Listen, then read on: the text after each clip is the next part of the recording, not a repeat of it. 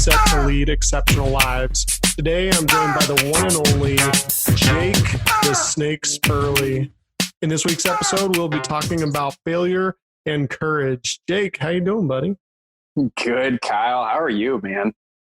I'm good. Just been finishing up a bunch of landscaping, so shoveling a bunch of rock today and bark dust and all of that. So I'm excited to be on the podcast today and get to talk a little bit about failure and courage and kind of how to get through this whole COVID-19 thing.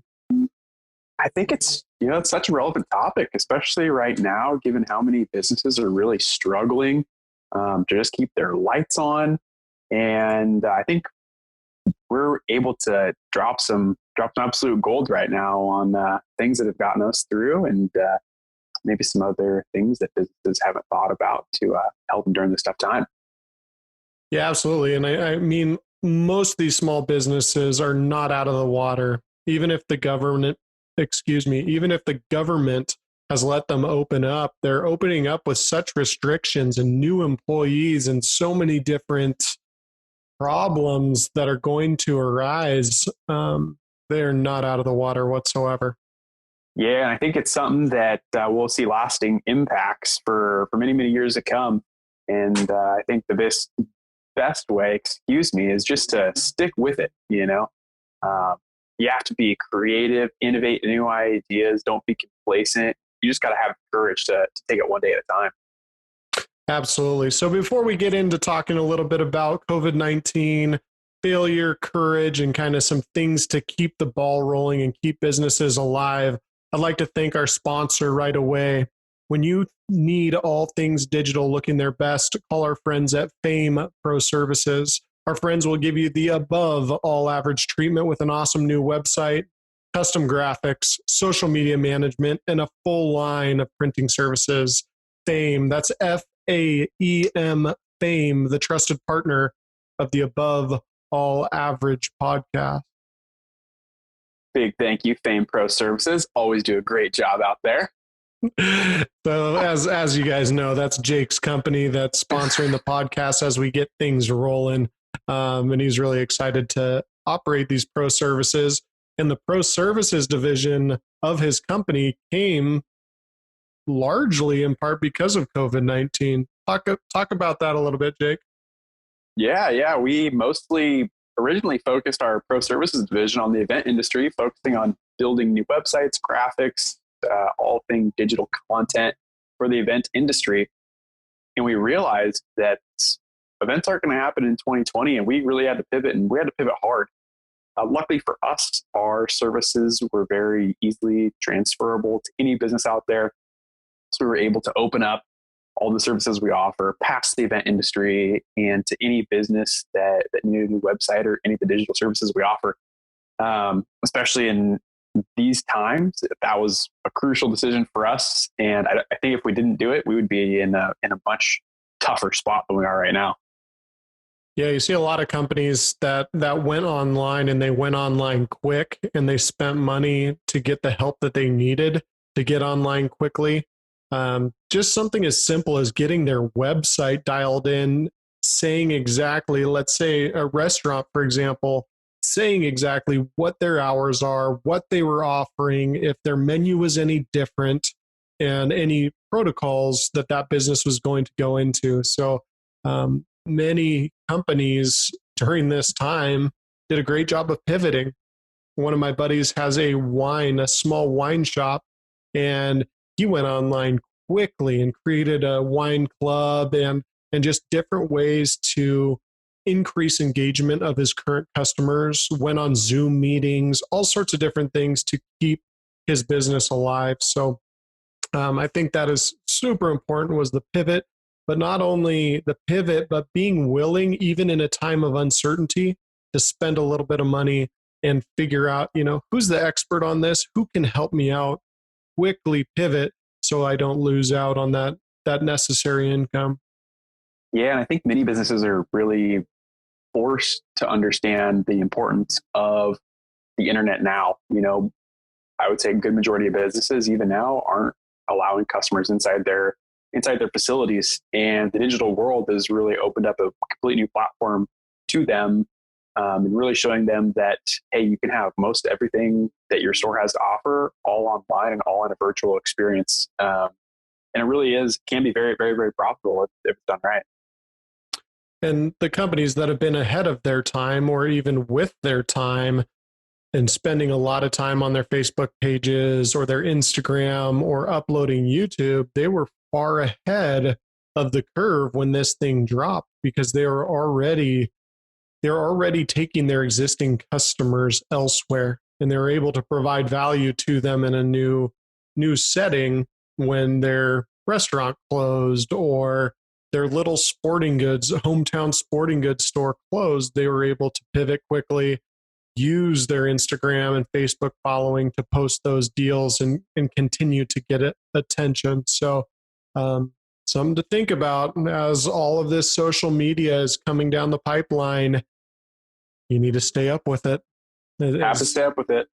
As not fun as it can be sometimes, it's definitely not everything you do, but it should be something that you should do. Social media marketing should never be your entire marketing strategy, but it should always be a component of it, especially in this time we're seeing it really pay off for those restaurants and most of these small businesses that have gotten absolutely hammered right now. And I continue to feel bad for them and just hoping things are opening up and things mellow out.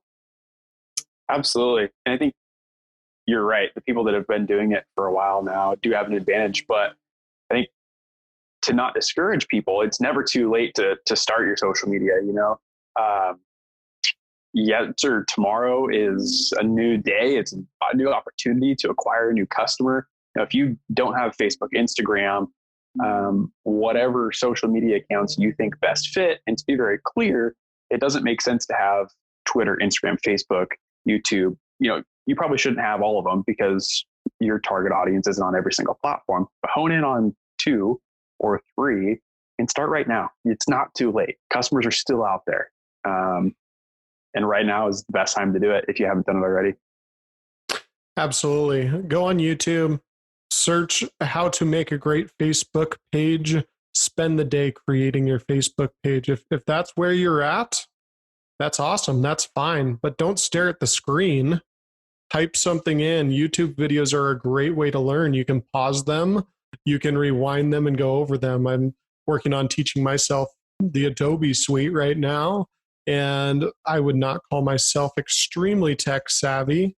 It takes me a lot longer than the average person, I would think, to learn those skills, but that's fine. I'm not going to compare myself to other people as far as how fast they learn and get all frustrated about it. I'm just going to continue to, increase my value, increase the skill set that I have so that when opportunities come, I'm ready for them.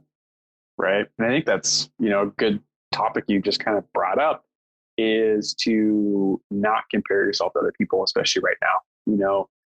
Your business may be one of the few that's deemed, quote, non-essential, and you're not allowed to open up right now. So if you compare yourself to, let's say, a hospital or a gas station, you're getting killed by them.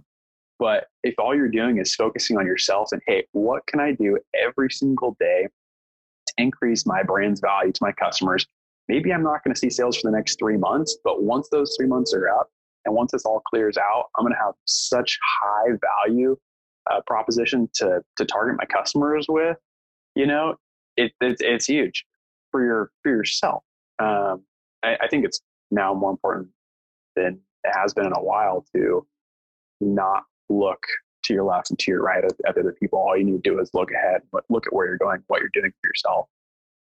And don't get us wrong. You're always going to know who's doing what. You're going to know your competitors, what they're doing, how everything's going, but don't dwell on it. Don't go out of your way to figure out exactly what they're doing it and exactly what platforms they're using and how they're doing it, how big their sales team is, etc. Each and every one of us are on a different path, and we need to figure out how to be confident in that path. So That's definitely a quick hitter. Number one is do not compare yourself to others.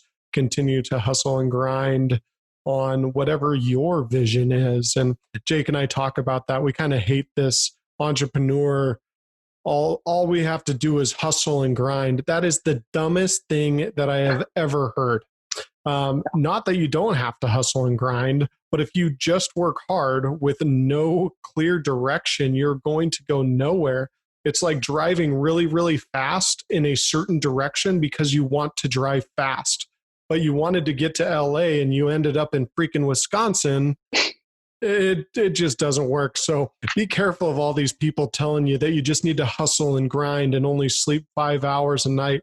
One, that's not healthy. Two, the creative mind is not going to come out after 5 hours of sleep. An angry mind is going to come out.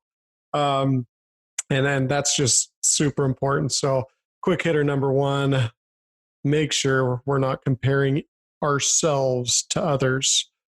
Today's motivational quote, we're going to switch into quick hitter number two. Today's motivational quote is, success is not final. Failure is not fatal. It is the courage to continue that counts. And that was a quote by Winston Churchill.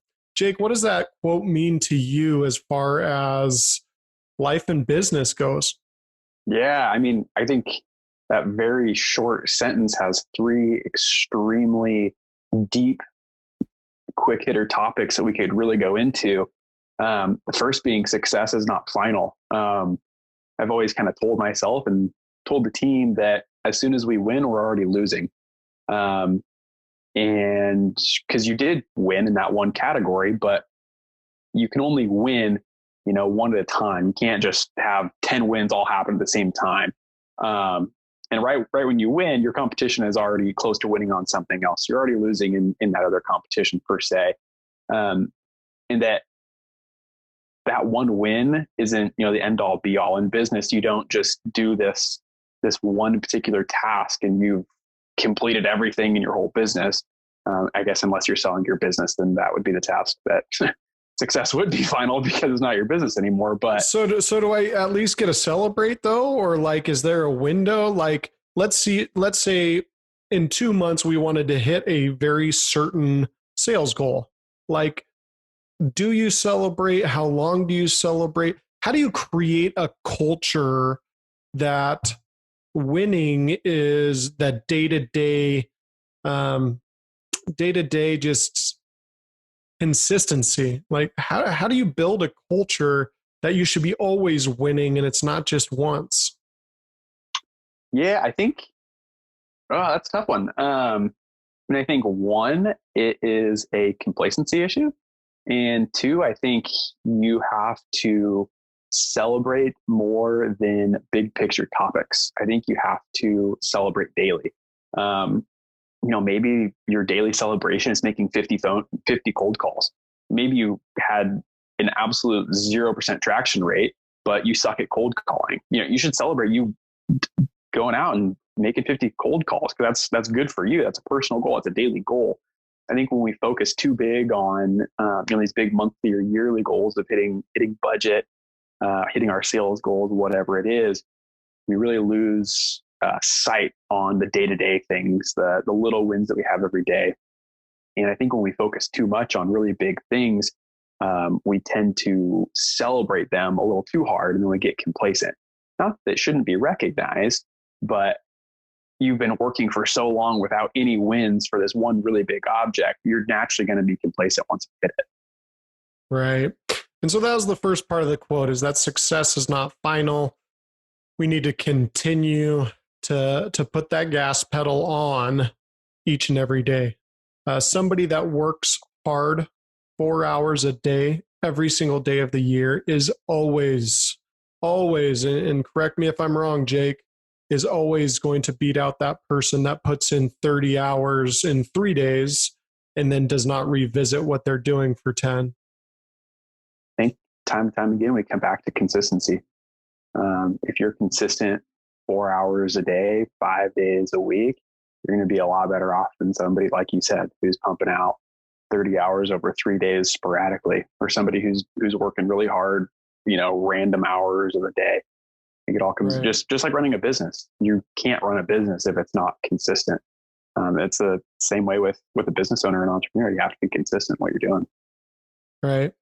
And so let's move on to the next part of the quote, Jake. It says that failure is not fatal. I think sometimes I'll talk on this one for a little bit to start, and I know you have a lot to say about this one as well. But to me, failure is not fatal is like part of my life. Like I can't tell you how many times I've failed on certain things, whether it's building a fence or building a planter box or trying to repair an engine or trying to paint a wagon. I tried to paint a wagon lime green and it was horrible. The paint started peeling, everything like that. And so then I go back and I start learning, you know, you got to sand more, you got to put a primer coat on, all those different things. So to me, like I'm just so used to doing things three times. Like I wish I was brilliant enough to just do things the first time, but I'm not. I Yeah. have to learn by doing. It's one of my flaws. Like I must do it myself and fail in order to figure things out. Even if I watch somebody else do it completely right, I still have to somehow screw it up myself in order to make it go. But I just don't look at those failures as that big of a deal. Yeah, they put me in a bad mood, especially if it's something that, you know, I'm throwing money out the window. But what I always tell myself is like, well, that's the that's the price to do it yourself. That's the price to learn. I didn't hire a mechanic or I didn't hire a landscaper who's highly skilled in this. It's going to cost me a little bit to learn. Maybe eventually I won't pay as much out of pocket, but a lot of times people do things the wrong way and they're still paying a landscaper to fix it instead of, okay, I failed, take a deep breath, learn, and then attempt again. So failure is not fatal, is every single day of my life, sadly. So I guess for somebody who, let's say maybe they made the mistake of putting all their eggs into one basket and they come to this big crossroads and it is a colossal failure. You know, some people take failure extremely harsh. It's something they just don't take well. I know you and me, we've failed enough times that we're confident in failing and taking the next steps after failure. What are the next steps to look for somebody who is not good at taking failure, or maybe that failure is a really big crossroad? Man, that's a tough question. I can only tell you kind of my path and what I've set up in my mind, and it's all mindset. It's not the steps after failure, it's the mindset about the failure, if that makes sense. So for example, I screwed up on a planter box the other day. I was building a planter box in the backyard. I used the wrong type of wood. I thought I'd be okay. I thought I could go with a cheaper wood. It did not work out. And so instead of just like, at first I tried to like fix it, right? Like I tried to make the same thing work, right? It's like just like jamming your forehead against a door over and over again when you have a key in your hand. Like you're trying to open up excuse me. You're trying to open the door with your forehead. You're just trying to mash this thing open and you actually have the key in your hand, but sometimes you're just not willing to accept that you have the key in your hand. So I went back into the garage. I started taking all the screws out. I started looking at it. I started flipping the boards around. I used some wood glue the next time. I put it all back together, but I had the same exact wood. Like I had the same exact process and I couldn't accept that I had failed. Like I couldn't accept that I had to go back to Home Depot and get more wood. So like I was paying more, right? Because it's not like I can bring back the wood that I just put a bunch of drill holes and screw holes through. And so like I'd say like step number one is like taking a deep breath and laughing a little, like even a little chuckle when like, you know what I mean? When you're super upset that you just messed up, like you just wasted a ton of money. I think it's just like taking that deep breath and just saying, hey, like this does not define the situation. But if I continue to beat my head against the door and try to approach the same thing the same way over and over, I'm going to get the same role. I'm going to get the same result. And so, I went back to Home Depot. I got the right wood. I cut it up and I put it on there and I succeeded. So, someone who does not have a positive mindset or does not have a strong mindset or doesn't have a business owner's mindset, looking into my back door, you would say, yeah, he's a failure. Like, he screwed that thing up so bad. But to me, I was like, now I know how to make legit planter boxes. If I want to and things hit the fan, I can support my family making planter boxes straight up. Like, you deliver a pallet of wood on my freaking doorstep, I will make money. Like, that's mindset. Like, that's getting over failure and going to a success. Like, I just learned how to make a legit planter box, and it only cost me $50 to learn. I took no classes, etc. Is that really a failure? Like, how could it be? So it's all how you look at things. Absolutely everything is how you look at things. That was a complete success in my mind, and it looks freaking fabulous. Check out my Instagram. Looks beautiful, Jake. I'm fired up about that. I will say that everybody that's listening that doesn't follow this guy on Instagram, it is a beautiful planter box. I'll give him that. My hat goes off to you. I mean, going back to, you said, swallowing the learning aspect of it. How much of it do you think is ego based, in that sometimes people just have a really hard time, quote, failing based on their ego? And I guess kind of touch about business owner ego and how you can avoid that and turn into something good. Yeah. So ego, there's a dichotomy in ego. Like, you've got to have a little bit of swag to you. You have to have a little bit of ego to be able to continue to push on as an entrepreneur. Like, you have to believe in yourself.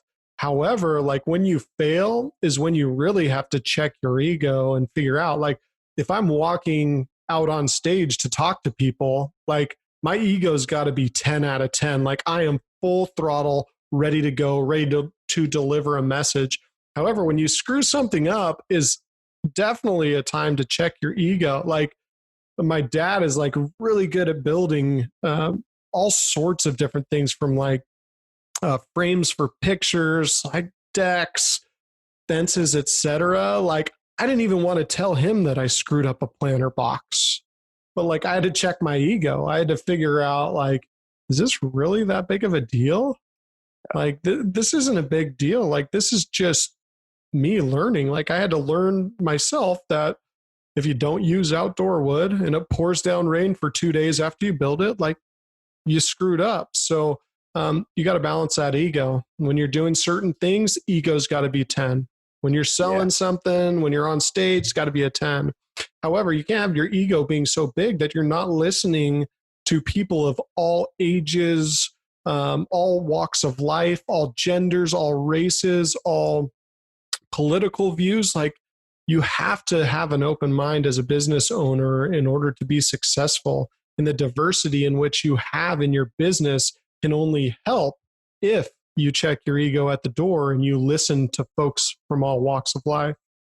Right. And I think, going into ego, that touches on, courage, and that it takes courage to, one, boost your ego up, to have the swagger when you're trying to sell something or when you're on stage, like you said, but it also takes a lot of courage to tame that ego down. And that's kind of what the last part of this quote is it is the courage to continue that counts. What does that mean to you? I think it's those days or those weeks or those months where you're just in a slump. You have a vision and you're feeling this vision, and the customer doesn't get it or does not understand the value in it. And so you're trying to figure out I believe in everything I do. And so how do I get my customer to understand the value in what we're doing? And it takes courage to continue to develop different messages, both written and spoken, different advertisements, different ways of speaking with people. So just getting knocked down. And, any entrepreneur will tell you there's days where you do not want to be an entrepreneur whatsoever. Like you're just down and out. Like we all go through those times in our lives, and it takes courage to sometimes even open up your computer, open up the email, to face that you've failed. Like you've legit like made no sales in the last week and you need to pay the bills. And so it takes courage to continue to pick up the phone, to continue to answer emails, to continue to put yourself out there.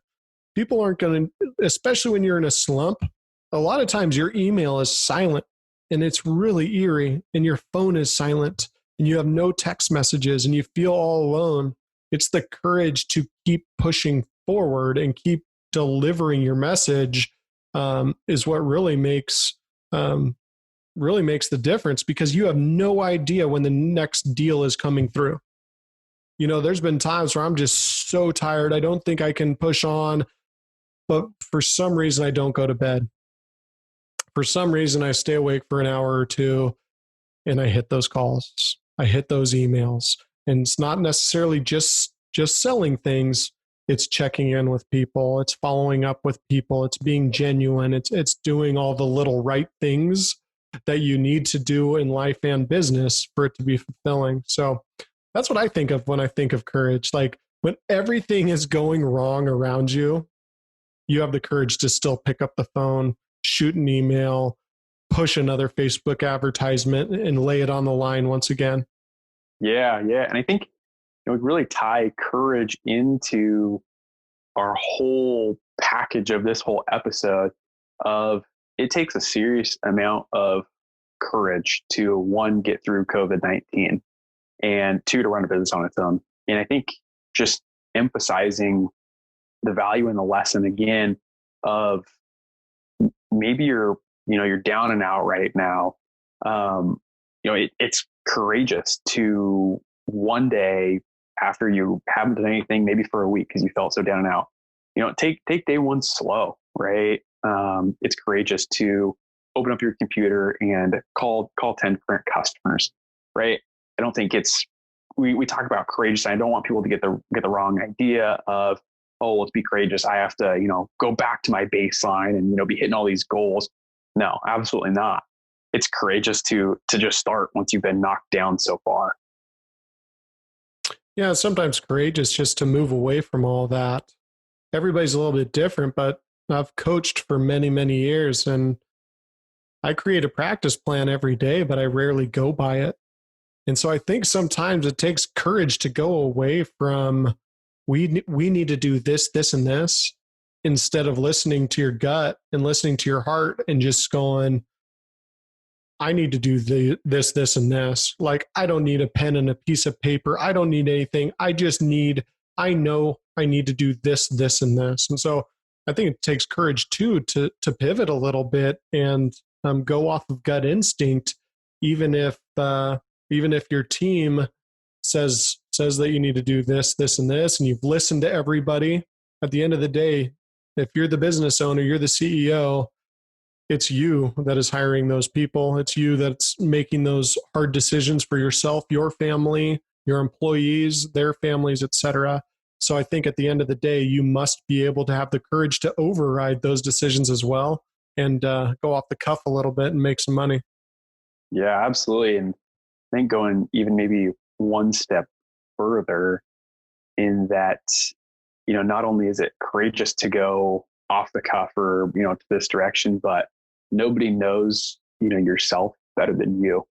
And sometimes, it might be a business decision, but at the end of the day, being the business owner, you have to live with that business decision. So if you can't make that business decision because it doesn't work, with your timeline of your life right now, and you make it anyways because everybody else is telling you to make it, it could be detrimental, right? Because again, it all falls back on you. So I think it's super courageous to put yourself first in that situation and know what's best for yourself and know the next best steps.